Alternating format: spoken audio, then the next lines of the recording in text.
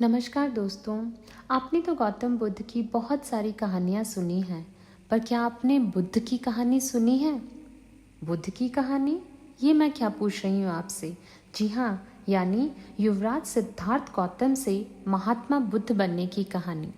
नहीं सुनी? तो चलिए आज मैं आपको सुनाती हूँ ये कहानी इन शॉर्ट। सिद्धार्थ बचपन से ही थोड़े से वैरागी किस्म के व्यक्ति थे। उनकी कुंडली देखकर ज्योतिषी ने बताया भी था। माता पिता बहुत परेशान रहते थे। शुद्धोधन उनके पिता का नाम था। माता पिता ने बहुत कोशिश की कि इस बच्चे का मन विरक्त ना हो। अच्छा महल बनवाया, सारी सुविधाएं दी। जैसे सिद्धार्थ थोड़े से किशोरावस्था में आए, उस समय की दुनिया की सबसे खूबसूरत लड़की यशोधरा से उनकी शादी भी करवा दी। शादी हुई तो सिद्धार्थ ठीक थे, रमे रहे उस जीवन में। बेटा भी हुआ उनका, राहुल। अब सिद्धार्थ की विरक्ति का भाव बढ़ता जा रहा था। 29 साल की उम्र के आसपास ऐसा हुआ कि उन्होंने एक मृत व्यक्ति को देख लिया, एक बूढ़े को देखा, एक भिखारी को देखा, एक बीमार को देखा। विरक्त हो गए और उनका मन हुआ घर छोड़ दूं, ज्ञान की खोज में चला जाऊं। अब ज्ञान की खोज में जाएं। उनको पता है कि भाई मेरी पत्नी भी है, मेरा बेटा भी है, राज्य भी है, कैसे छोड़ दूं?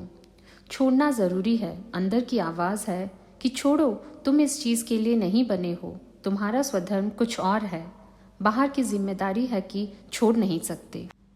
और एक दिन अचानक सिद्धार्थ आधी रात को पत्नी और बेटे को सोता हुआ छोड़कर चले गए।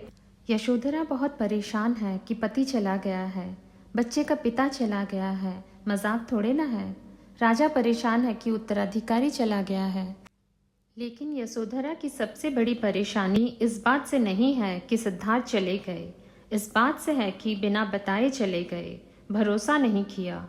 और वो अपनी सहेली से कहती है, सिद्धि हेतु स्वामी गए, यह गौरव की बात। मुझे गौरव है कि मेरा पति इतने महान काम के लिए गया है। सिद्धि हेतु स्वामी गए, यह गौरव की बात, पर चोरी चोरी गए, यही बड़ा व्याघात। सखी सखी वो मुझसे कहकर जाते तो क्या वो मुझको अपना पद बाधा ही पाते? क्या मैं रास्ता रोकती उनका? उसके मन में यह मलाल है कि बिना बताए चले गए। अब करीब 6 साल की कठोर तपस्या के बाद बोधगया में बुद्ध को ज्ञान की प्राप्ति हुई। बात फैल गई। जो 5 शिष्य बुद्ध को छोड़कर भाग गए थे, उनके बुरे वक्त में उन्हीं 5 को बुद्ध ने सबसे पहले ज्ञान दिया सारनाथ में। बुद्ध की ख्याति बढ़ने लगी। शुद्धोधन ने बुद्ध के पास अपने बेटे के पास कई लोगों को भेजा, यह कहने के लिए कि भाई यहाँ भी तो आओ, हमसे भी तो मिलो।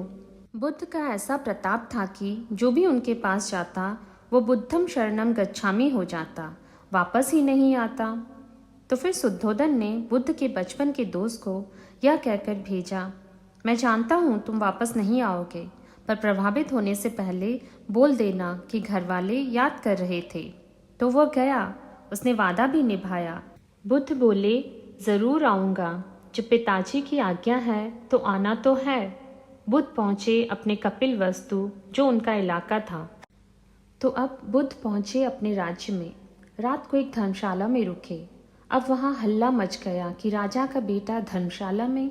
बुद्ध ने कहा, देखो, मैं राजा का बेटा बन के नहीं आया हूँ, मैं बुद्ध बन के आया हूँ। सुबह उठ के भिक्षा मांगने लग गए। उस इलाके में, अपने पिता के राज्य में, खुद के राज्य में। पिता ने सर पीट लिया कि भाई ये क्या हो रहा है। फिर बुद्ध ने सूचना भिजवाई कि मैं बुद्ध हूँ, बेटा हूँ संयोग से, ठीक है, मैं आ रहा हूँ मिलने के लिए, पर मैं बुद्ध होके आया हूँ। मेरी चर्या है, नियम है, मैं भिक्षा से ही जीवन जीता हूँ। ठीक है, पिताजी ने कहा, चलो कोई बात नहीं। फिर बुद्ध गए पिता से मिलने। पिता से मिले, सबसे मिले भरी सभा में, लेकिन यशोधरा नहीं आई मिलने के लिए। उसके मन में दर्द था। छुप के क्यों गए, बता के जाते। बुद्ध ने पूछा पिता से कि यशोधरा कहाँ है। बोले कि वो कह रही है कि अगर बुद्ध मिलना चाहेंगे तो खुद मिलने आएंगे मुझसे, मैं क्यों जाऊंगी? आत्मसम्मान भी तो कोई चीज़ है, मैं क्यों मिलने जाऊं? तो बुद्ध गए मिलने के लिए। सोचिए, कमरे में यशोधरा बैठी है, राहुल साथ में। अब राहुल थोड़ा सा बड़ा हो गया है, कुछ 6-7 साल का हो गया है राहुल। बुद्ध जाके क्या बोले पता है? भिक्षाम देहि, भिक्षा दो।